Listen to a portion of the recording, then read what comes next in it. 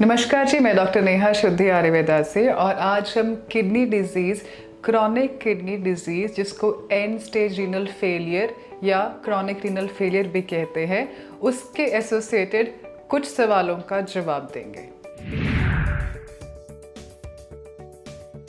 Creatinine या creatinine basically हमारे body का एक वेस्ट प्रोडक्ट है।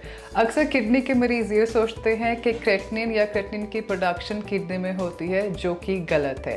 क्रेटिनिन आपके शरीर के मसल में बनता है। क्रेटिन एक ऐसा सब्सटेंस है जो आपकी बॉडी के मसल्स को एनर्जी देता है मेटाबॉलिक एक्टिविटीज़ के लिए और आपके डे टू डे मसल के वर्कअप के लिए। इसीलिए जब भी हम एक्सेसिव वर्कआउट करते हैं या जब आपकी बॉडी में कोई भी एक्सेसिव प्रेशर या एक्सर्शन होता है तो आपके ब्लड में क्रेटिनिन की मात्रा बढ़ जाती है। यही बढ़ा हुआ क्रेटिनिन आपके शरीर में वेस्ट प्रोडक्ट की तरह एक्ट करता है अगर एक सर्टेन अमाउंट से ज़्यादा हो जाए, और इसी को बाहर निकालने का काम करती है आपकी किडनी। जैसे कि मैंने आपको बताया कि क्रेटिनिन हमारी बॉडी के मसल के मेटाबॉलिज्म के लिए इम्पॉर्टेंट है, बट जब आपकी बॉडी एक्सर्टेड स्टेट में होगी या बॉडी पे कोई एक्सटर्नल प्रेशर पड़ेगा, तब भी आपके जो मसल्स की एक्टिविटी है वो मेटाबॉलिज्म बढ़ेगा तो क्रेटिनिन का लेवल बढ़ेगा। जैसे कि ठंड में बहुत सारे लोग ये बात नहीं जानते कि वेदर चेंज भी आपका क्रेटिनिन लेवल इफेक्ट कर सकता है। अगर मौसम बहुत ठंडा है तो जैसे कि हम नॉर्मली करते हैं, हम इस पोजीशन में जाते हैं या हम अपनी बॉडी को वार्म देने के लिए अपनी बॉडी का पोस्चर चेंज करते हैं या अपनी बॉडी का स्ट्रेचर चेंज करते हैं, और ठंड में जो हमारे मसल्स हैं वो कॉन्ट्रैक्ट करते हैं ताकि बॉडी की हीट को कंटेन कर सके। मसल्स का ये कॉन्ट्रैक्शन का मूवमेंट या मसल्स का हीट को प्रिजर्व करने का मूवमेंट भी जो है उनका मेटाबॉलिज्म बढ़ाता है, और अल्टीमेटली इंक्रीज्ड मसल मेटाबॉलिज्म आपकी बॉडी में क्रेटिनिन की मात्रा को बढ़ाता है, जो डायरेक्ट आपके ब्लड में रिफ्लेक्ट होता है। तो अगर आपके ब्लड में क्रेटिनिन की मात्रा हाई है तो इसका मतलब ये नहीं है कि आप किडनी फेलियर के मरीज़ हैं। इसका मतलब ये भी हो सकता है कि आपकी जो बॉडी के मसल्स हैं वो एक्स्ट्रा स्ट्रेन्ड आउट हैं। इसके अलावा अगर आपकी बॉडी में कोई वायरल इन्फेक्शन है तो भी क्रेटिनिन की मात्रा बढ़ सकती है।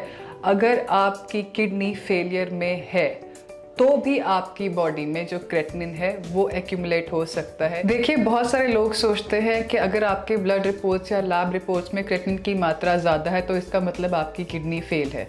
मैं आपको बताना चाहूँगी कि अगर आपको बहुत लंबे समय से कोई वायरल इन्फेक्शन है तो भी आपकी ब्लड रिपोर्ट्स में क्रेटिनिन की मात्रा बढ़ी होगी।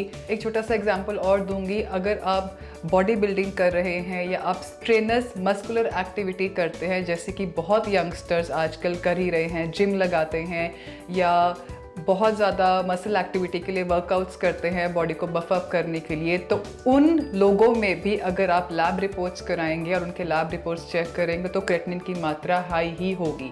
क्योंकि बेसिकली जब आपकी बॉडी के मसल को एक्सेसिव एनर्जी चाहिए तो आपकी बॉडी में क्रेटिनिन की मात्रा बढ़ती है, बट जब आपकी बॉडी में क्रेटिनिन की मात्रा एक सर्टेन रिक्वायर्ड अमाउंट से ज़्यादा बढ़ जाती है जितना कि बॉडी को नहीं चाहिए, तो वो आपकी बॉडी में हार्मफुल सिम्टम्स कॉज करती है। देखिए, किडनी फेल होने का कारण सिर्फ क्रेटिनिन का बढ़ना नहीं है, बट अगर आपकी किडनी फेलियर में है तो वह आपकी बॉडी से बढ़े हुए क्रेटिनिन को बाकी वेस्ट मटेरियल्स के साथ बाहर फ्लश आउट नहीं करेगी, जिसके कारण अक्सर किडनी पेशेंट्स में बढ़ा हुआ क्रेटिनिन कुछ सिम्टम देता है, जैसे कि शरीर में इचिंग होना, हाथ पाँव में स्वेलिंग आ जाना या भूख का कम लगना, या अल्टीमेटली बॉडी का बहुत ज़्यादा थकावट महसूस करना या फैटीग्ड फील करना। क्यों? क्योंकि आपके जो बॉडी के मसल्स हैं वो एक्सेसिव मेटाबॉलिज्म की वजह से ओवरऑल बॉडी में ये सब सिम्टम्स कॉज करते हैं।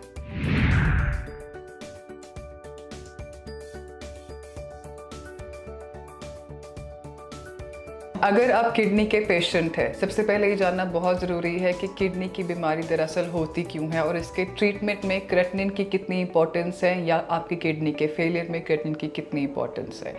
किडनी हमेशा अंडरलाइन कॉज रखती है। आप एकदम से सुबह उठेंगे और आपको ये रियलाइज़ नहीं होगा कि आपकी किडनी फेलियर में है। Chronic kidney disease is a long term process. इसमें बहुत सारे अंडरलाइन कॉजेज़ होते हैं और क्रेटिनिन एक सिम्टोमेटिक कॉज बनता है अगर आपकी बॉडी में वो एक्यूमुलेट होता है। आपकी बॉडी में क्रेटिनिन की मात्रा एक सर्टेन अमाउंट से ज़्यादा बढ़ जाती है तो किडनी वाले पेशेंट्स में वो प्रॉब्लम क्रिएट कर सकती है। इसीलिए छोटे छोटे डाइट एंड लाइफस्टाइल चेंजेस करके आप अपनी बॉडी में बढ़ते हुए क्रेटिनिन को कंट्रोल कर सकते हैं। नंबर 1, डाइट में आप एक्सेसिव प्रोटीन को अवॉइड कीजिए। नॉन वेज, मिल्क और दालों से आने वाला एक्सेसिव प्रोटीन आपकी बॉडी में क्रिएटिनिन की मात्रा बढ़ा सकता है। और नॉनवेज को बिल्कुल ही अपनी डाइट से हटाइए तो आपकी बॉडी का क्रिएटिनिन लेवल नॉर्मल आ सकता है। दूसरा, ठंड के मौसम में या और इन्फेक्शन से अपनी बॉडी को बचाइए, क्योंकि जब जब आपकी बॉडी एक्सर्शन मोड में आएगी किसी इन्फेक्शन की वजह से या इवन ठंड की वजह से, आपके जो मसल्स हैं वो हीट प्रिजर्व करने के लिए कॉन्ट्रैक्शन मोड में जाएंगे तो आपकी बॉडी में क्रिएटिनिन की मात्रा बढ़ेगी। तो चेंजिंग वेदर के साथ अपनी बॉडी को रिक्वायर्ड केयर दीजिए। Third point, exercise. Kidney patients के लिए या उन लोगों के लिए जिनके शरीर में क्रिएटिनिन की मात्रा हाई है, स्ट्रेनस एक्टिविटी करना बुरा हो सकता है। ऐसे पेशेंट्स के लिए प्रेफरेबल है कि वो स्ट्रॉन्ग मस्कुलर बिल्डअप की एक्सरसाइजेज या वेट लिफ्टिंग एक्सरसाइज या ज़्यादा रनिंग जॉगिंग अवॉइड करके ब्रिस्क वॉक को प्रेफर करें, योगा को प्रेफर करें। योगा में भी ब्रीदिंग एक्सरसाइज जैसे कि नाड़ी शुद्धि, लोम विलोम को प्रेफर किया जाए, क्योंकि ये एक्सरसाइजेज आपके ब्लड के अंदर ऑक्सीजन की मात्रा बढ़ाते हैं और ऑक्सीजन आपके वेस्ट प्रोडक्ट्स को ऑक्सीडाइज करके बॉडी को वेस्ट फ्री करने में हेल्प करती है। ऐसे ही छोटी छोटी बातें हमें हेल्प कर सकती हैं अपने डिजीज़ को बेटर समझने में और अपनी बीमारी की जड़ को पहचानने में। किडनी फेलियर जैसी बीमारी बहुत सारे अंडरलाइन कॉजेस रखती है, जैसे बीपी, शुगर, स्टोन्स का होना, नेफ्रोटिक सिंड्रोम, आईजी नेफ्रोपैथी। आप उन अंडरलाइन कॉजेज़ के ट्रीटमेंट के साथ साथ अगर इन छोटी छोटी बातों का ख्याल रखेंगे तो ऑटोमेटिकली जो आपकी किडनी है वो फास्ट रिवाइवल की तरफ जाएंगी।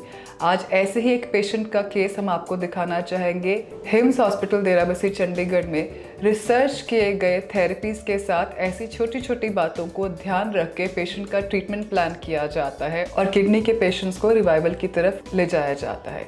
आइए ऐसे ही एक पेशेंट का केस आज हम आपको दिखाते हैं। मैं आया ओमान से।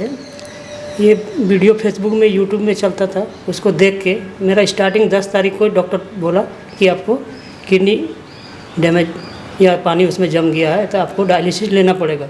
बाद में मैं 18-19 तारीख को मैं इंडिया आ गया। इंडिया आने के बाद उसी दूसरे दिन यहाँ पहुँच गया। तो अब इस 4-5 दिन में आपको क्या फर्क बहुत 50%। कैसे क्या क्या ठीक, मतलब भूख भी अच्छा लगता है, नींद भी अच्छा होता है, कुछ टेंशन नहीं है। ये वीडियो जो देख रहे हैं, जो डायलिसिस पेशेंट है उसको यहाँ आना चाहिए। अगर डायलिसिस लाइफ टाइम चलते रहेगा तो अपना लाइफ का कुछ दाम नहीं है। यहाँ आएगा, अगर 2 महीना 1 महीना 3 महीना में अगर अच्छा हो जाता है तो इससे बड़ी बात और कुछ नहीं है। तो चंडीगढ़ में जो अभियान शुरू हुआ था, अब गुड़गांव, अमृतसर, दिल्ली, जालंधर, जयपुर, जोधपुर, लुधियाना, पटियाला, संगरूर, कई शहरों में हिम्स शुरू हो चुका है। हिम्स की ब्रांचेस शुरू हो चुकी हैं। अब हमें सिर्फ आपकी मदद चाहिए। भाई राजीव दीक्षित की याद में ये हिम्स शुरू हुआ था। भाई राजीव दीक्षित चाहते थे पूरे विश्व में आयुर्वेद का डंका बचे, आयुर्वेद की वजह से भारत विश्व गुरु बने। हमें आपकी मदद चाहिए। हर किडनी पेशेंट, लीवर फेल के पेशेंट और कैंसर के पेशेंट तक इस वीडियो को पहुंचाइए और भारत को विश्व गुरु बनाने में हमारी मदद कीजिए। धन्यवाद। जय हिंद।